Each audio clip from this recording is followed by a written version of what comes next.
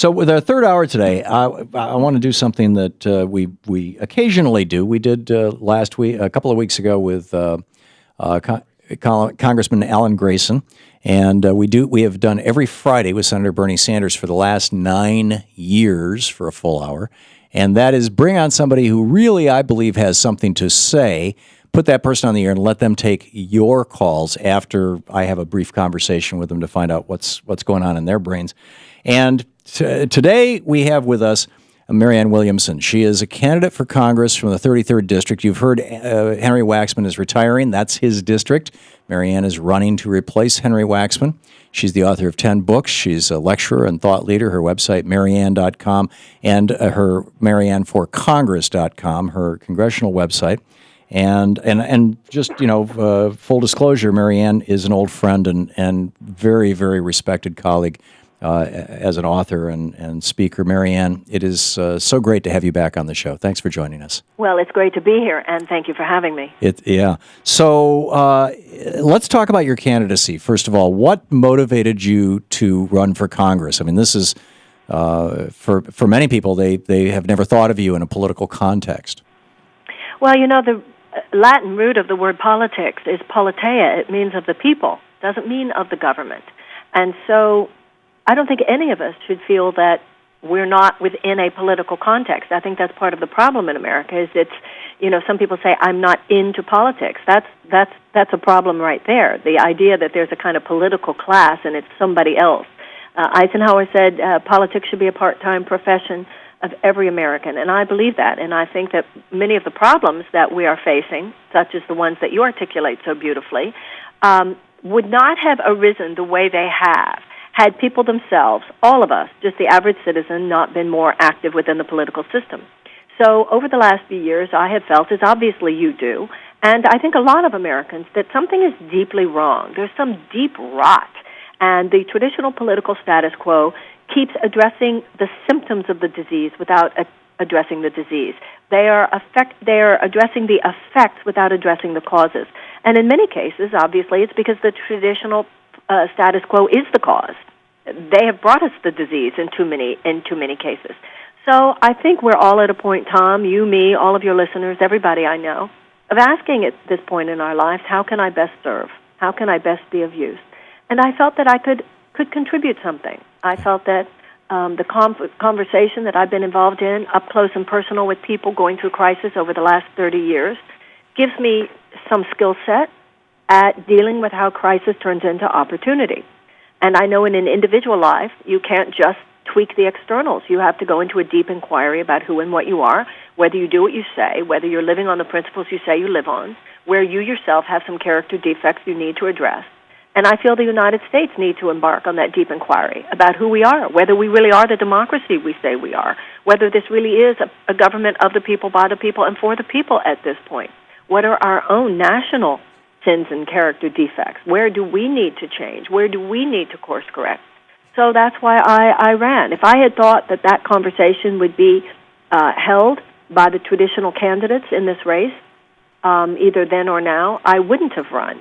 But I don't hear that being said, and if I want to hear a certain conversation said and carried out, I realize, well, then you're going to have to do it because that's not what they're talking about. Yeah, and like Bernie Sanders and Angus King, you're running, although they're in the Senate, you're running for the House of Representatives as an independent. Can you speak to that?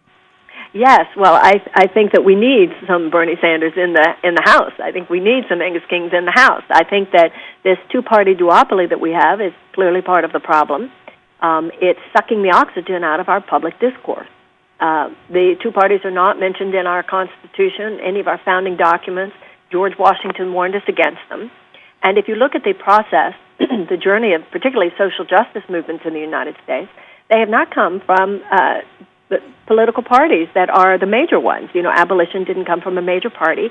Women's suffrage didn't come from a major party. Civil rights movement didn't come from a major party. They were people's movements. And I think what we need now is a people's movement. We need the people of the United States. We need an American Spring. We need a pro-democracy movement that's not going to come from the two major parties who are so beholden to the moneyed interests that are, in too many cases, the problem. So when you have moneyed interests wielding influence on our political functioning that is so disproportionate to that wielded by the average citizen, and two major political parties dominating the scene, who most candidates and most politicians within which feel that in order to get elected and stay elected, they must, in way too many cases, do the bidding of those moneyed forces, then I think the only kind of pattern interruption we can hope for is from the people ourselves. And so we need independent candidates who are not filtering our voices, filtering our campaigns, filtering our candidacies, filtering our behavior through the dogma or the doctrine or the direction of either major political party. We're talking with Marianne Williamson. She's running for Henry Waxman's seat.